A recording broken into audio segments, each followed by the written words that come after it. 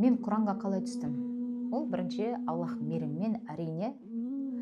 Одан кейін біз ауылдық жерде тұратын, сол кезде естественно ол жерде ұстаз жоқ, ол кезде интернет жоқ, ол кезде YouTube жоқ. Ең бірінші біздің ұстазымыз келген кезде әр ұстазда өзі алиф ұстазы болады, яғни ең бірінші ұстаз, әріп үйреткен ұстаз. Менде де ол ұстаз бар, алла разы болсын, Торғын ұстазымыз. Сол бірінші келген кезде біз жиын жасаймыз. Ол кезде ол жиынды ұйымдастырушы менмін. Сол кезде ұстаз арабшаны, Құранды оқыған. Сол кезде мен қатты таң қалдым.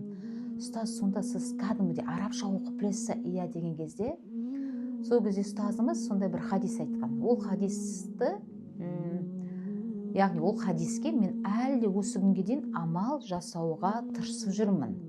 Ол қандай хадис? Сіздерден ең жақсыларын Құранды үйреніп, және оны үйреткендер деген кезде менде сондай бір намыс деген нәрсе жұмыс жасап бастады. Сонда қалай мен жақсылардың ішінде емеспін ба не деген сұрақ өзіме қойдым. Сол уақыттан бастап мен сол хадиске амал жасауға тырысып жүрмін.